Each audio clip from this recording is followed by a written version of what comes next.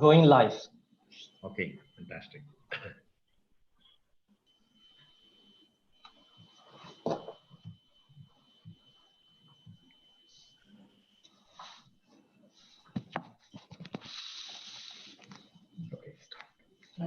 Dear ladies and gentlemen, friends from the Asian Productivity Organization, member countries, and all around the world, greetings from the Asian Productivity Organization, APO Secretariat in Tokyo, Japan. Good morning, good afternoon, and good evening. The Asian Productivity Organization, APO, is one of the leading intergovernmental organizations tasked to promote productivity, innovation, competitiveness across member countries in the Asia Pacific, with the Secretariat based in Tokyo, Japan. So, a very big warm welcome to the inaugural APO Productivity Talk on actionable intelligence post-COVID-19 sense-making in an age of fear and uncertainty, where we will discuss how to build economic resilience, ensure business continuity, and maintain individual productivity to address COVID-19 pandemic and future crises, catastrophes, and uncertainties. Today, we are featuring two world-leading experts, Professor Keith Carter and Professor Dato Xavier. Professor Keith Carter is an associate professor at the National University of Singapore, School of Computing, where he is also the director of the NUS FinTech Lab. Hello, Keith.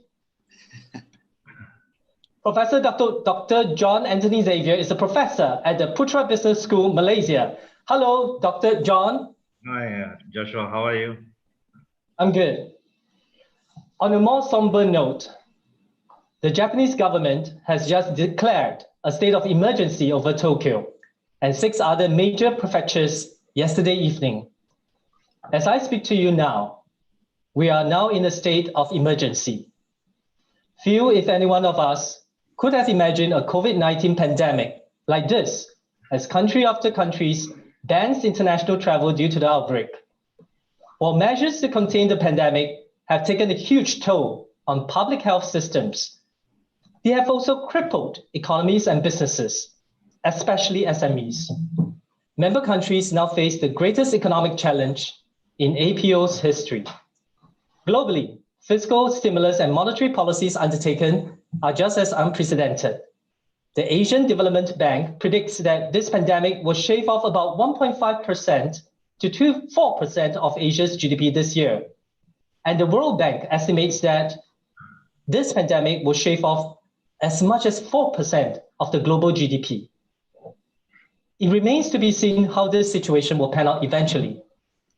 Until then, stay safe, healthy, yet productive. Sit back, relax in your house, and enjoy our very first live-streamed APO Productivity Talk with our experts, Professor Keith Carter and Professor Dato John Xavier. We now have the presentation by Professor Keith Carter. Keith Carter is an associate professor at the National University of Singapore. He is also a director of NUS FinTech Lab. He is also the author of the Amazon bestseller, Actionable Intelligence, a guide to delivering business results with big data fast. I will now pass over the time to Professor Keith Carter. Keith, the floor is yours. Okay. Hello, everyone. Thanks for joining us today. We're really excited to be able to share with you some key thoughts around what we ought to be doing, how we ought to be thinking in regards to this crisis. How can we not just survive, but also thrive, especially as governments and leaders who are being looked to for comfort, security, and more. The key things I want you to take away from my presentation is that there's an opportunity here for us to really grow and change for the better. And personally, but mainly as the government and leaders in the world. Let's take a look through the presentation here that I have for you. And a couple of key things that we'll get into is in terms of what's actionable intelligence. How does it work? How do we connect the dots together with this current crisis?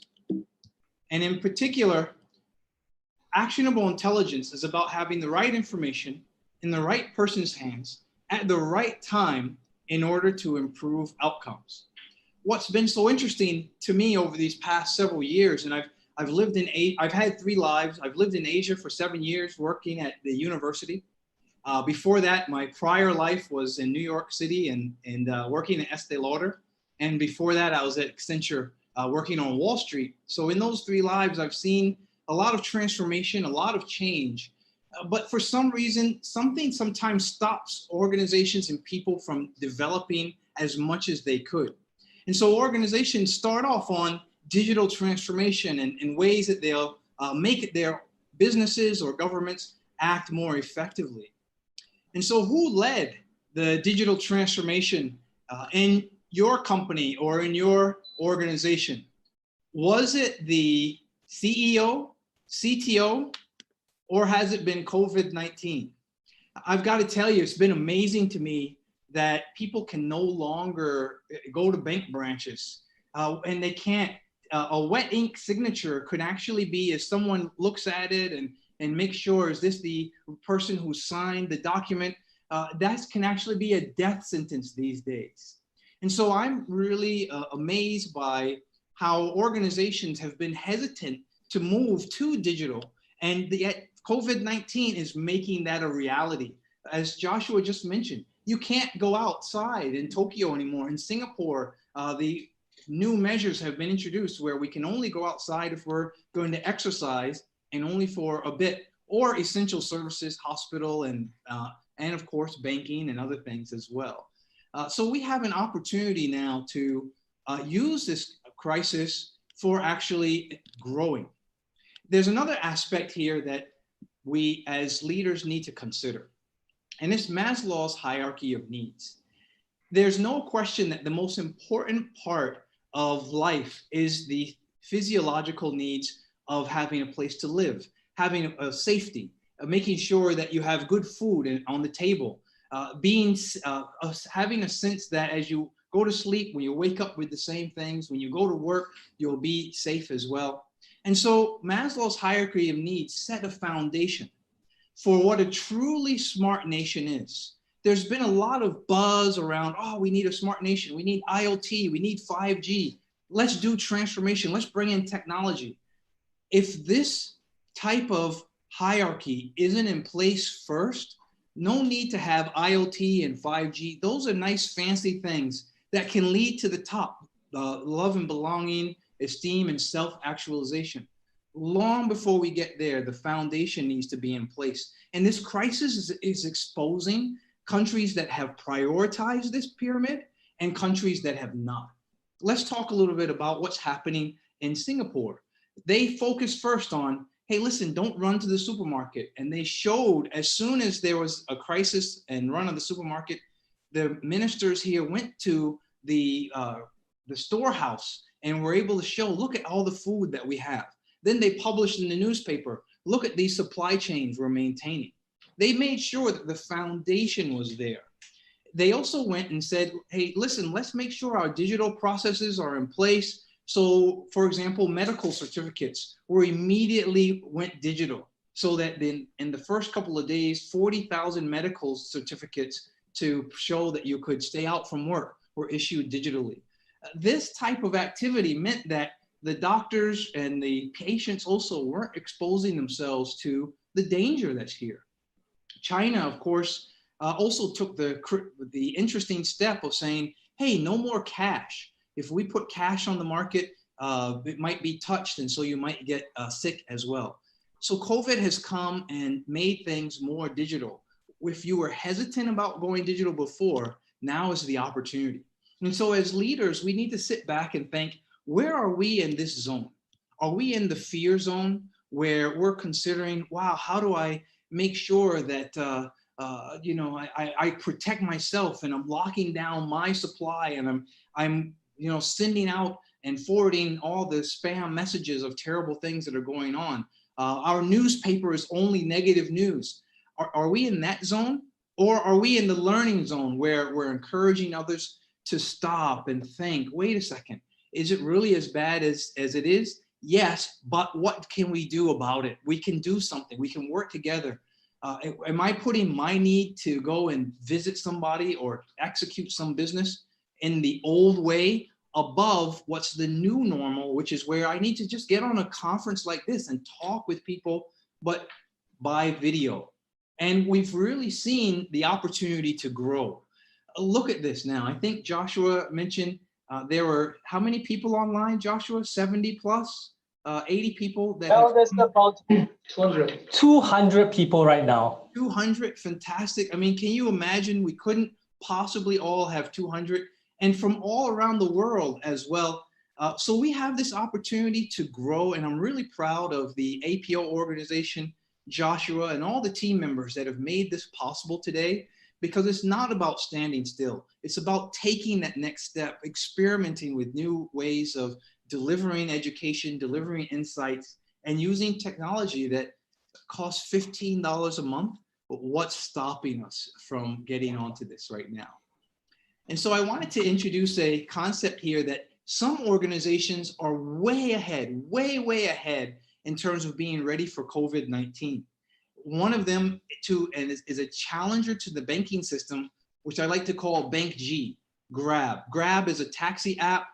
They're used by more than 86 million people. $6 billion valuation, very much invested by SoftBank and other organizations that kind of see and look into the future. But why are they so ready for COVID-19? How many of you went to the Grab branch and signed up? You had to sign with your signature, and you had to show them your ID, and you had to shake hands with the branch manager. Did you have to do that to join with Grab? No, right? There's no one has to go to a branch to set up. And what's so interesting is that they provide the things that banks do. So let's talk about that. I have a wallet. The wallet is awesome. I can use the wallet in Singapore, over in Manila, over in Hanoi. Then we can also get deliveries. I can order food. I can get taxis, book hotels. And finally, the knife that's in the whole system that Grab is bringing to the table is the ability to do pay later, to provide loans. So everyone's been talking about, oh, we should go to the unbanked, we should help people that can't get loans. Grab said, forget about all these things and you have to sign. No, you can safely sign up for a Grab account, go and get a loan, a basic payday type of loan, go and do lots of things that are within your normal daily life. And Grab, of course, is not the only one. Zalo in Vietnam, Uber, other organizations, Gojek are all doing these types of things and are completely digital. So why did we still need to go to the bank branch in order to do things? So there's a new global supply chain that needs to be put in place.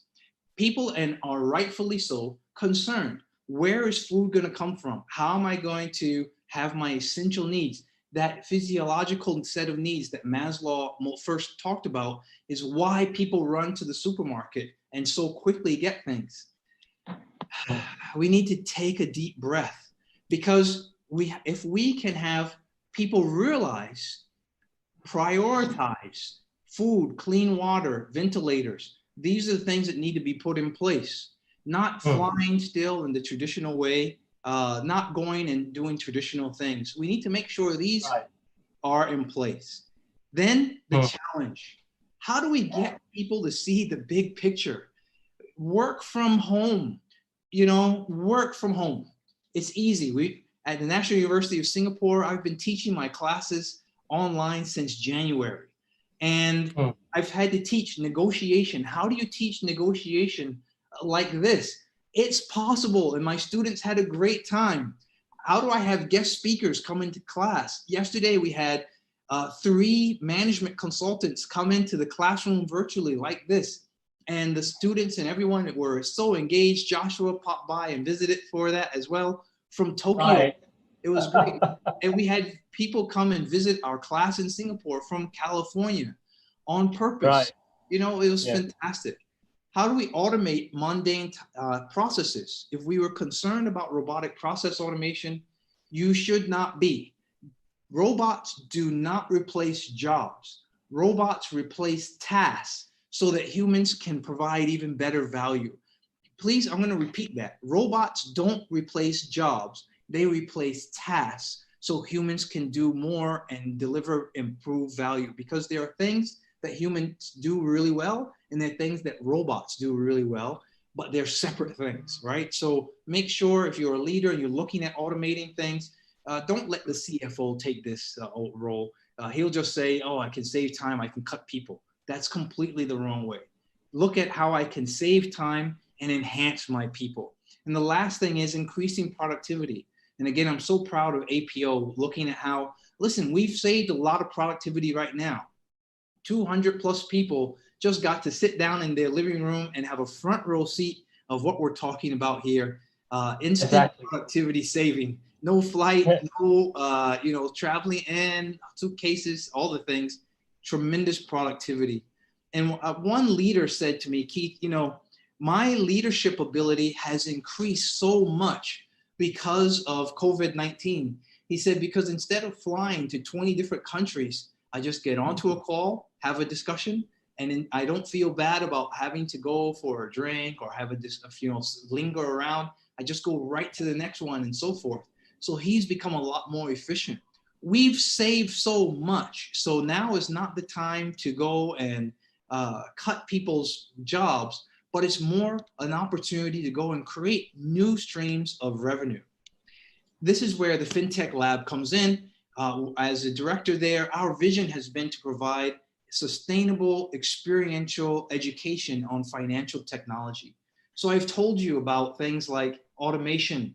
How do we do digital? What do we need to do to not go to the bank branch anymore? Sorry, bank branch managers, but it doesn't mean you lose your job. You actually work in a whole new way, but let's work together on that. So the first is collaboration. But the second is we need to enable leaders like yourselves and others to realize, hey, there's corporate capabilities that need to be established. And then lastly, we need to have a heart for our people.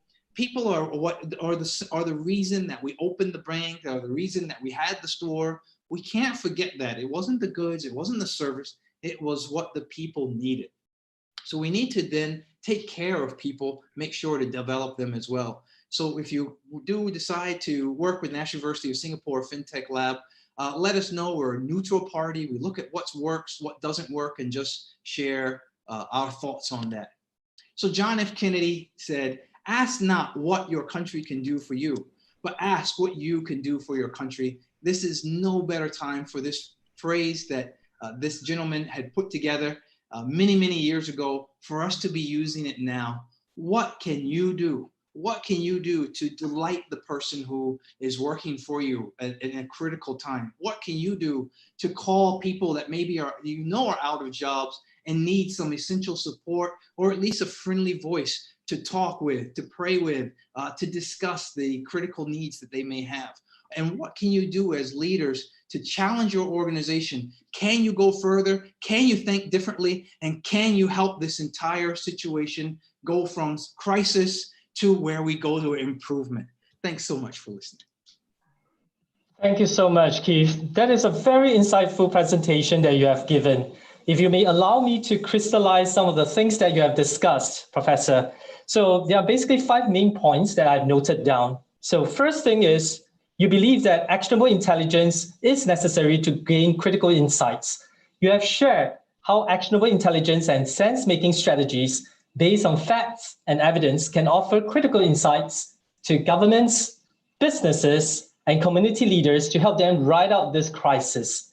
And then you can help them to increase their bottom lines.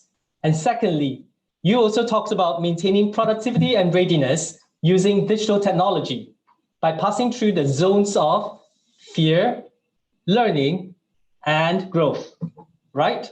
Exactly. And the third point you wanted to underscore was the importance of recognizing Maslow's hierarchy of needs. This has to be addressed by governments and business leaders. And fourth, you are looking at automation not as a situation where robots will replace jobs, but rather they are to replace tasks and to enhance the sanctity and value of the workers in their jobs. And fifth, you want and you advise governments, business leaders in the APO member countries to create new streams of revenue so that jobs are not lost, yet we can even do more to survive from crisis to crisis. Exactly. Yes, the perfect so summary. much. Thank you, Joshua. Yeah. Beautiful. Beautiful. So, continuing the discussion is now Professor Dr. John Anthony Xavier. Dr. Xavier is a professor at the Putra Business School, and he previously worked as an elite administrative and diplomatic officer for over 36 years in the Malaysian public service. He has also worked with the likes of the International Monetary Fund, the World Bank Group, as well as served as a consultant to the governments of Kuwait, Kenya, and Sri Lanka. For his services to society and public service, Dr. Xavier was conferred the title of Datuk by His Majesty, the King of Malaysia. So thank you so much, Dr. Xavier, for your coming presentation, which is on public sector resilience. Public sector resilience come in the middle of the COVID-19 storm. The floor is yours, Dr. Xavier.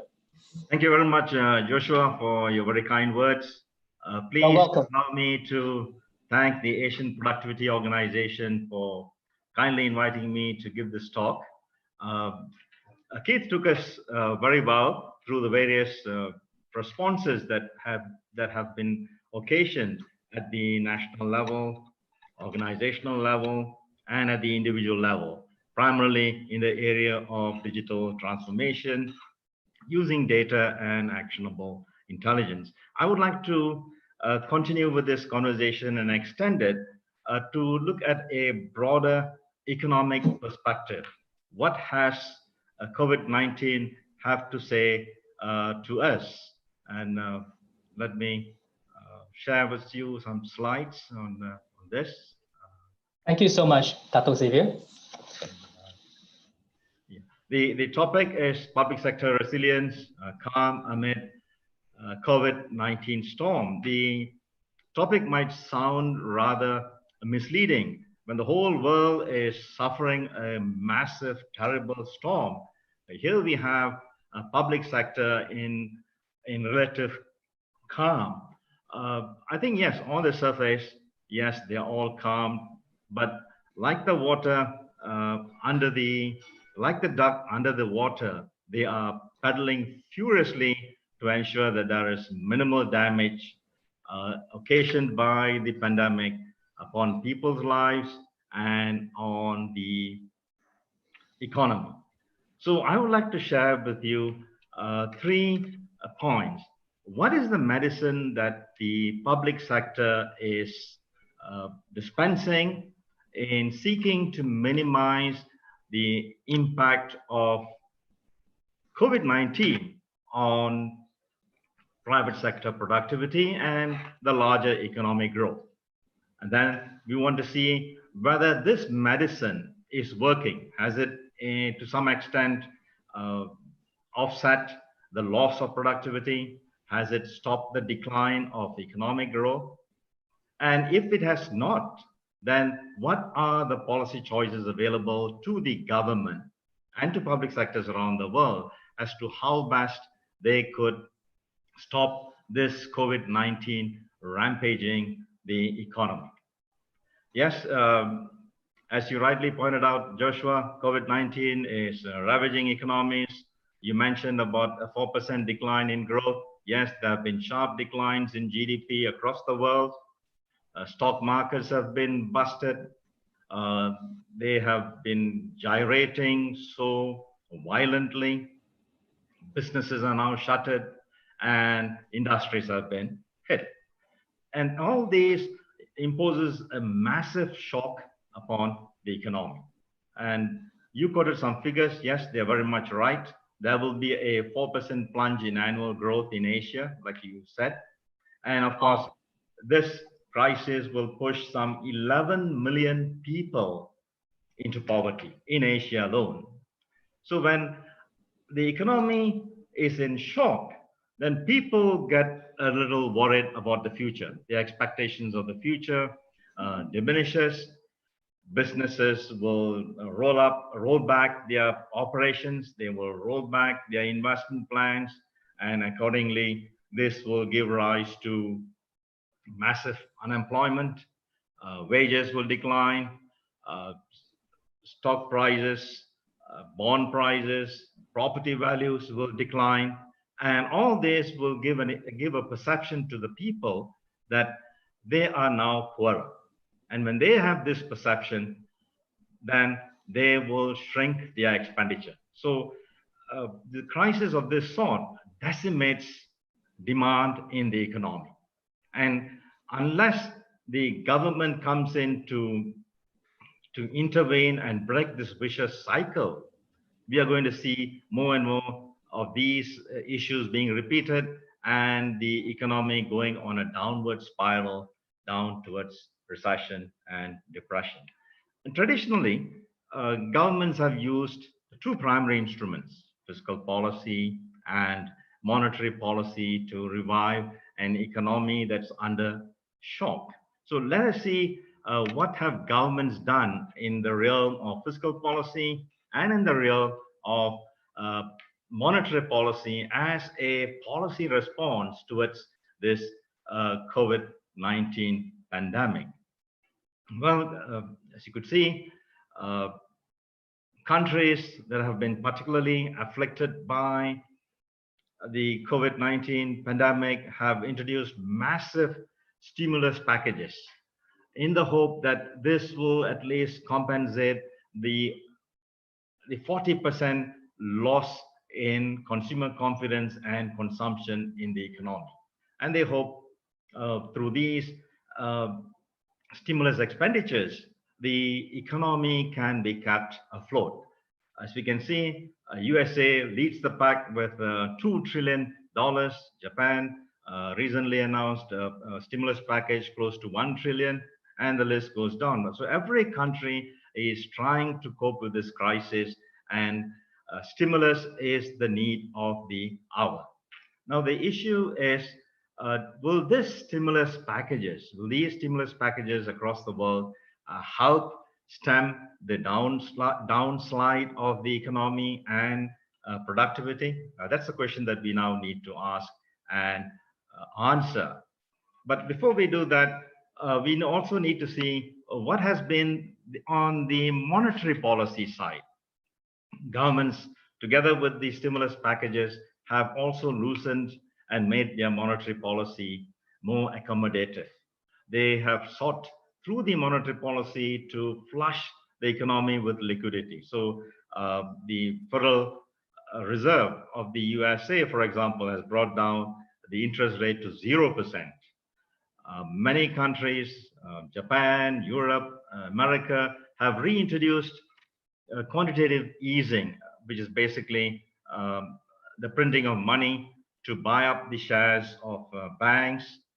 Sorry, not shares of the banks, but the assets of the banks, like the treasury securities that they hold, bonds that they hold, their loans that they have given, mortgages that they have given, so that by buying up this, central banks can inject more money into their balance sheets, and that will give them a bigger base to lend more to ailing businesses that are hungry for cash, because businesses have stalled and therefore they need cash to pay for their operating expenditure.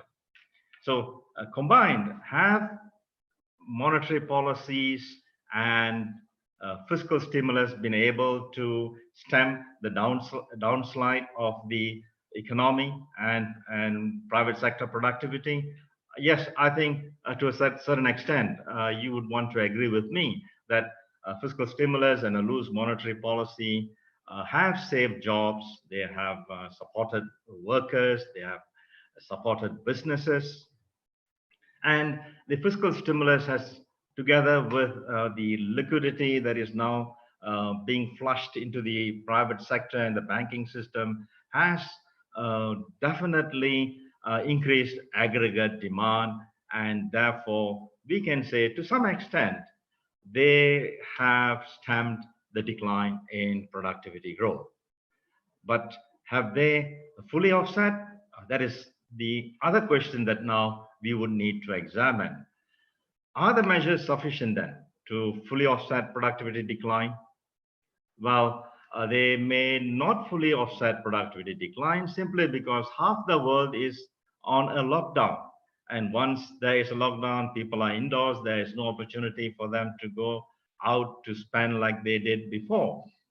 And so lockdowns have contracted aggregate demand. They have disrupted supply chains because factories are shuttered. That factories that are critical in the respective supply chain path are now shuttered. Interest rates and QE, they are very good policy instruments, but their impact can only be felt over the longer term, perhaps even after the duration uh, of the pandemic. So the issue is, are they sufficient? Yes, they are necessary, but are they sufficient? And I think they, as of now, they have not been able to fully offset the productivity decline. And therefore, I think it requires a more fiscal response, greater expenditure. I think the stimulus packages will have to be reviewed, refined, added on. So keep on adding the stimulus package. There needs to be a more forceful fiscal reform, fiscal response.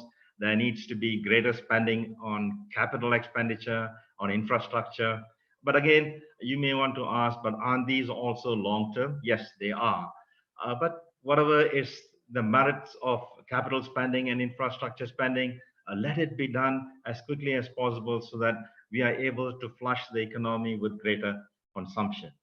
And perhaps if these traditional instruments are not really doing the job immediately, then maybe we need to think of new economic tools. And one that is being floated now is helicopter money. It's not money that is flutters from the sky, but rather it is about governments and central banks crediting bank accounts of individuals who have been affected by the crisis, people who have been made jobless, people who have been particularly vulnerable because of the crisis.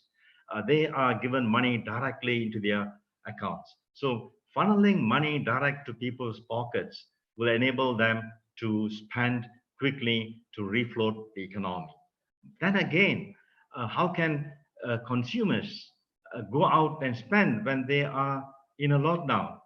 Again, we are back to this conundrum as to how we could fully offset productivity decline. And banks too perhaps would need to take a haircut since they had taken a calculated risk in providing loans to their customers.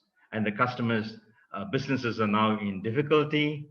So it's only right and proper that banks take a haircut and provide a partial exemption to the loans at least to these businesses to tide them over. But the question whether governments can fully offset productivity decline will hinge on the next policy choice, and that is economic cost versus lives.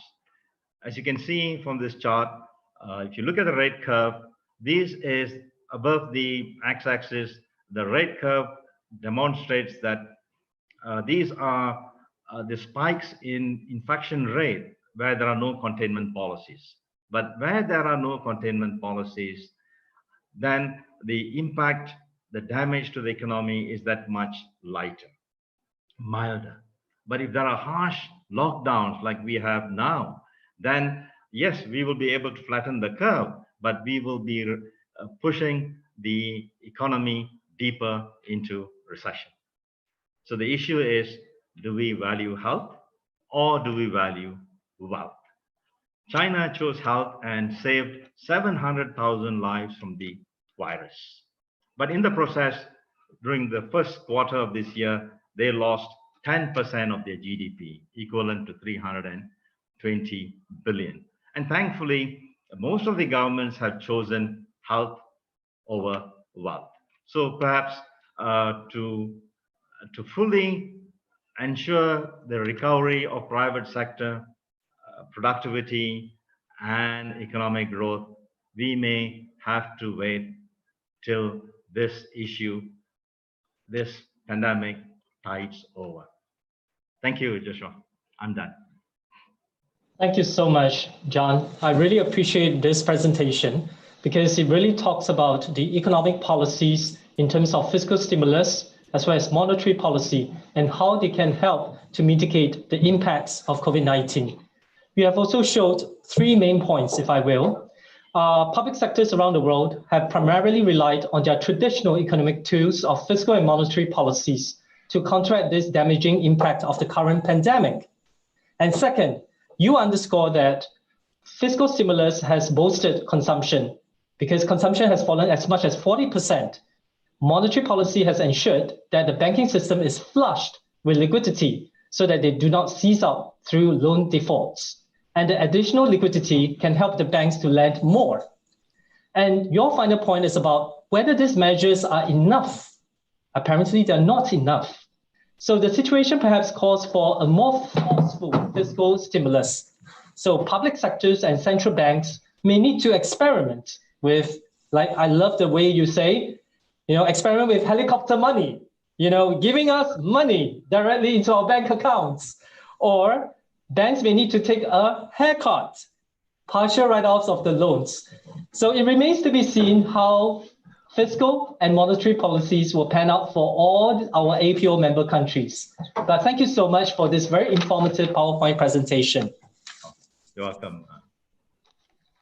And friends of the APO member economies, as well as all around the world, if you have any burning questions that you want to ask our world-leading experts, Professor Keith Carter, as well as Professor Datuk Xavier, feel free to write down your questions in the comment section of the YouTube channel below. Write down your questions and my colleagues will be collecting the questions and we will select and then ask our resource persons to answer. So without further ado, I want to quote a very famous interview last month. In the Harvard Business Review on the 23rd of March, 2020, best-selling author and leading expert on grief management, Dr. David Kessler, said that the world has changed, and it has. We know that this is temporary, I quote, but it doesn't feel that way. We feel that things will forever be different. Just as going to the airport is forever different from how it was before September the 11th. Things will change, and this is the point at which they changed. So my question to both professors right now is, how do we move on?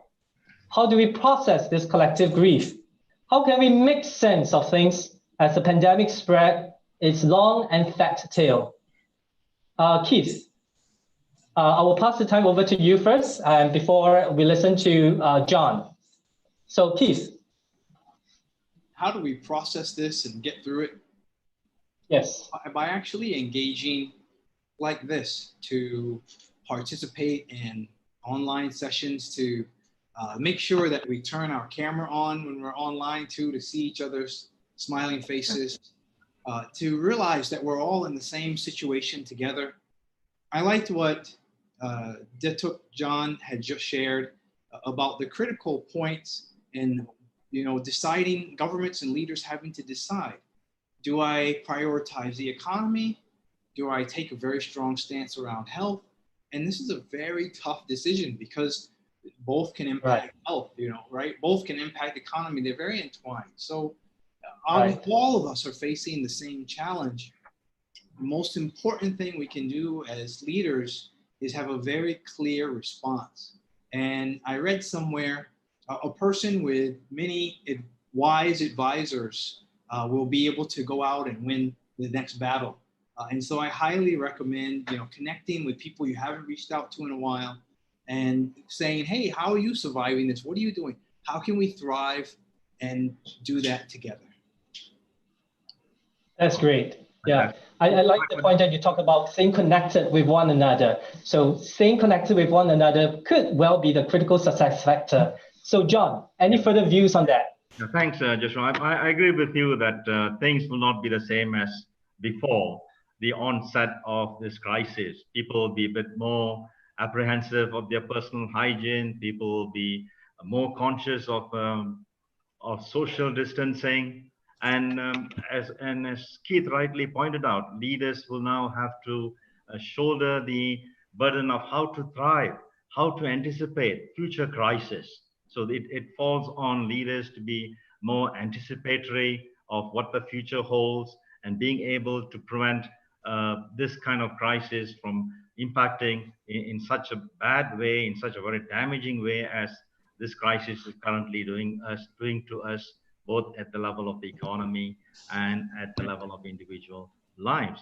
But at the same time, I think leaders will have to show grit and tenacity to overcome this, as Keith as rightly said. So there needs to be a real dedication, commitment on the part of leaders, business and government leaders to get the whole economy into shipshape as quickly as possible, as they should. So that requires a number of resets. Number one, at the level of the economy, governments will have to think, government leaders will have to think in terms of the apportionment of the budget. What is their priority?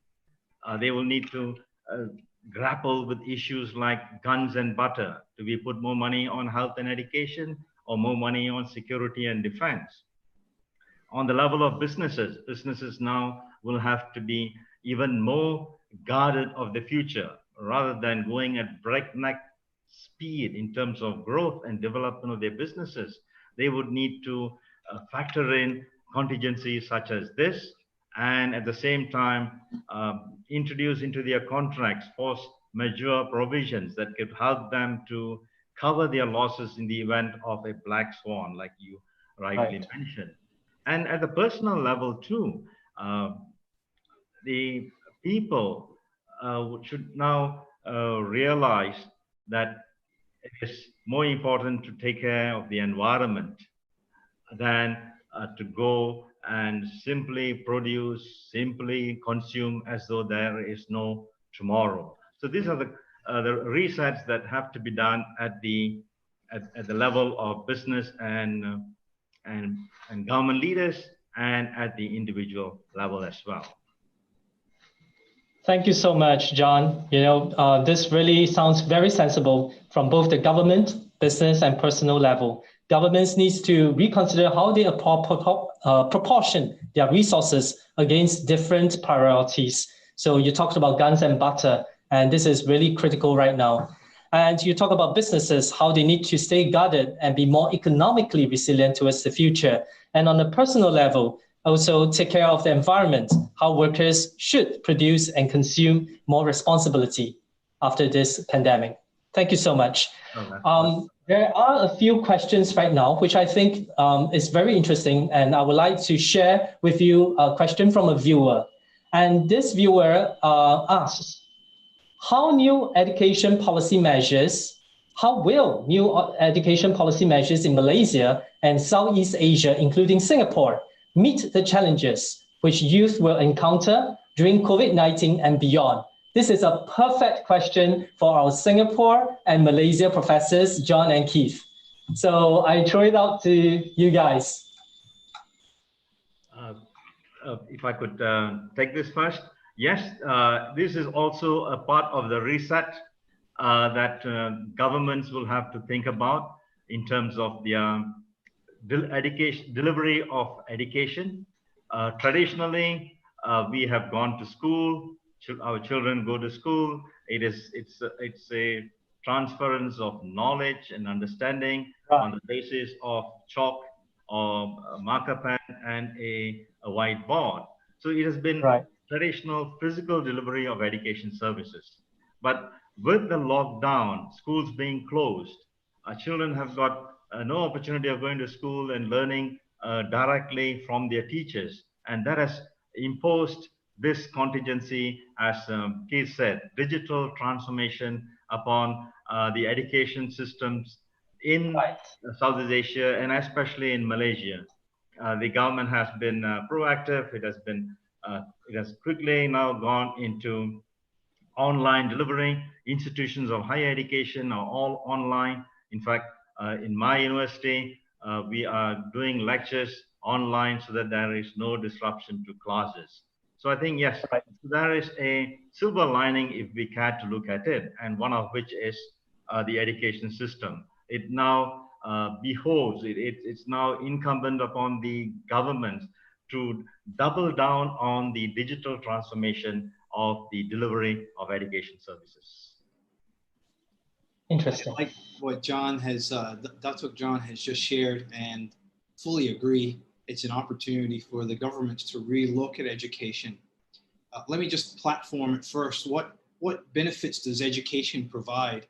In particular, it provides this interesting buffer between being old enough to, when you're old enough to work, which is when you're a bit more mature and have a bit more skill, and when you're old enough to cause trouble, which are for teenagers and such, kind of a buffer. So you have teachers, and it's better to be in front of a teacher than be in front of police or what have you, right? So learning, right now, we've set up an education system where people came into boxes, they came and sat down, they heard a bell, you know, go to this class, time for lunch, and very much that bell was replaced in the manufacturing floor with a whistle, and then you go for lunch, and then you go for coffee break, or you go for your next shift. It was built around manufacturing, and it's been wonderful for 100 and something plus years. Excellent. There's less manufacturing in certain economies.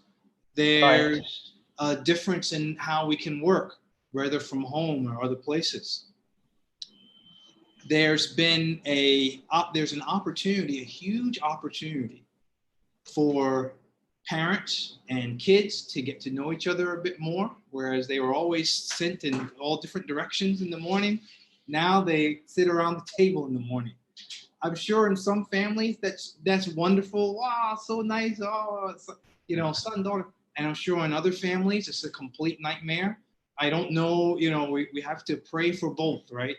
Because after a month of this, who knows how to feel as well.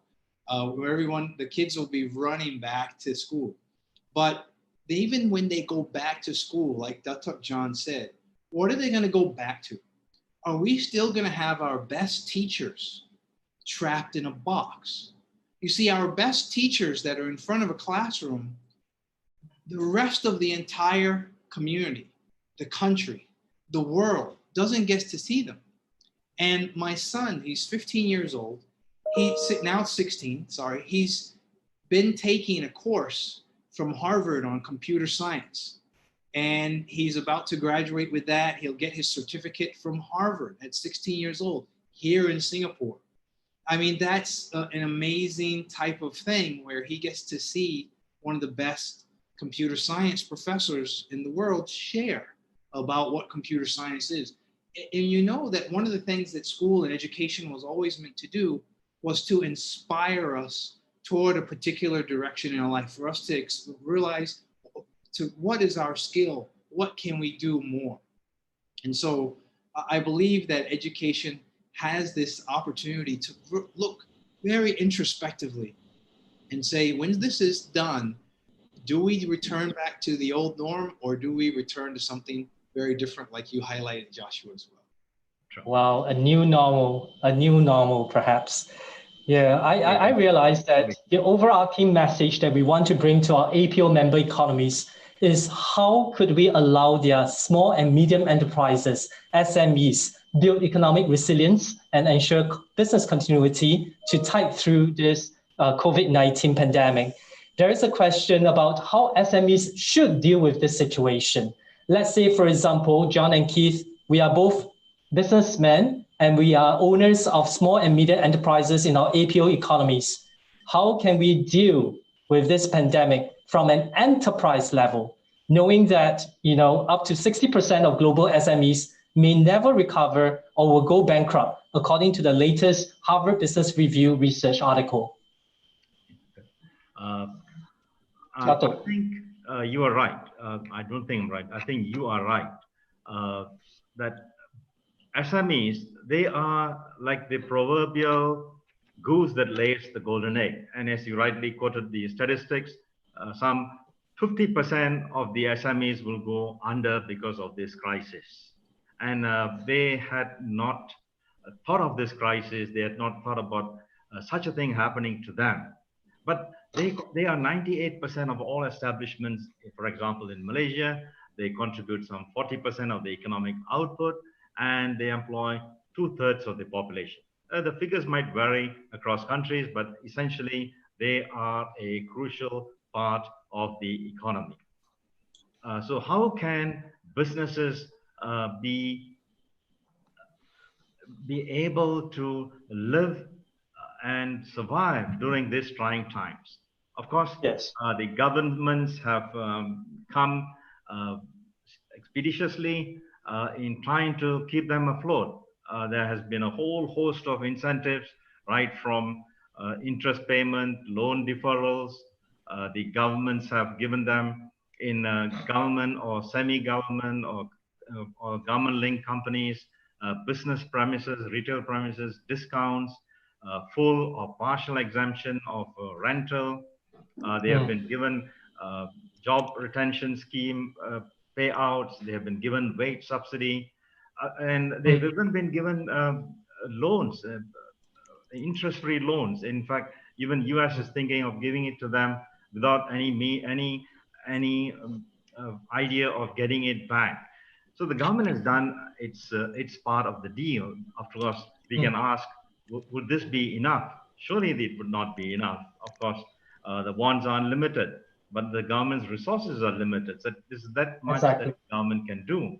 So now it is incumbent upon the businesses to make the best of this opportunities, incentives that are given to keep themselves just above the water, hoping that this pandemic will go off early, go off quickly, and then they'll be able to spring back into action. And I think what is important is for the government to target businesses that are vital to the economy. Businesses like utilities, businesses like telecommunications. These are businesses that need to be really kept afloat. And of course, those businesses that are critical to their respective value chains. It doesn't mean that other businesses can go down under, no. But among the priorities, these must be given the first. And I think businesses will have to take the opportunity to fall back on the government incentives. And of course, it's also incumbent upon the government to ensure that the rules and processes that are put in place to make available these incentives and subsidies are not too taxing to businesses. They are simplified. Yes, I love your point about how government stimulus packages should be distributed even more effectively and efficiently to target those essential businesses. You talked about utilities, telecommunications, and perhaps even aviation. So Keith, I understand you have a best-selling book in Amazon, which is Actionable Intelligence. You wrote about how actionable intelligence and big data science making can help businesses recover. So perhaps could you share with us how can governments and businesses recover from this negative economic impacts of COVID-19 using actionable intelligence? Thanks for that question. And I've been very humbled that some people have found the book to be interesting. It was a good book. I read the chapter. It was good. I like the story about the Chinese warrior. Oh, thank you. I read a story about the journey by Moses, bringing Moses across the Jordan River. Well, thanks, guys. I appreciate it. You're making me blush here as well. So I think that I wanted to agree with what Dr. John had also mentioned. SMEs and such need to realize that it was always about the customer. So in order for them to survive, they're going to need to go back and say, well, it wasn't really my product. It was what the customer needed. It wasn't my brand. It's how I delighted and supported the customers. And I think there's no better place to look than Japan to see how businesses survive crisis. I was looking at Uniqlo's stock price, which is actually fast retailing. Fast retailing is a great, I love to wear Uniqlo things. This shirt is Uniqlo, fantastic quality, great price. And Then I realized fast retailing actually started as a Japanese company in 1949. You know, they've seen a lot, and we now know them as Uniqlo. They had, then I looked at Shiseido, and Shiseido, you know, and cosmetics is evergreen, no matter what's happening, women will buy. And Shiseido was started back in 1872. So I said, wow, you know, there's been a lot of crises and they've survived. We have to take a very close look at how Japanese companies make it through. And so we should have hope for the SMEs in this area. In terms of what they need to look at, though, I thought it was a very insightful Japanese family, and that had put together over many generations a set of commandments that they live by, kind of a set of mission statements they live by. And one of them was any business idea they would study and then share with their family members and work on it together. I said, wow, you know, if every family did that in every community, they would have a very long lasting situation. So let me share with you, though, about actionable intelligence and the process that organizations need to follow in order for it to be right. Do you all see my screen? Just want to double check. We do. Okay. And so there's an actionable intelligence process. Remember, actionable intelligence having the right information in the right person's hands at the right time to improve outcomes. And it starts from having a great question. Key business government questions. Using an ideation session to bring those questions to bear, figuring out what are the potential problems and goals that need to be solved. I want you to notice that intelligence doesn't start by, oh, let's get all the data together. You'll never have all the data. There's no such thing as all the data. You start off with very good questions first. And then you go and say, well, if we were to answer these questions, and sorry, this is from a business perspective, governments, you might close your eye on the monetized part, but I do want you to look at how you act on opportunities. You go and track what the benefits were so you can share with the population, hey, look at what we've done for you. Look at what's been achieved. Look at how you can live better now. Share the achievements of answering the questions. We never cared about the data. It was the answers that we were looking for. And so starting with good questions, knowing what the benefit of answering those questions are, then you can begin to go and get the data. So you acquire the data. Naturally, it's going to be messy. You expect the data to be a mess. It's okay, because some of the data is good. Use the good data. I've seen so many times when projects stop, wow, the data is all not clean and I can't, come on, some of it's good. And by the way, where it's not clean, so go and fix it. But now you have a reason to. A mistake is, let's clean up all the data. No, impossible. The right way is, I have this question and I need this data to answer it. Let's clean up that data. Okay, now you have a reason. And you know what's going to happen? Once you find and visualize the opportunities and the performance that's there, and let me just annotate this so you can see exactly where I'm looking. Once you begin to get the opportunities in place, and once you've identified the current situations, and you track and share your achievements, that's when people are going to really care about getting the data clean, acquiring new data, etc. So please, please, please start the right way. Start with a good set of questions, understanding the value of answering them, then go and get the data and visualize it, and then answer and take action. The most important part of this thing is, please take action, deliver.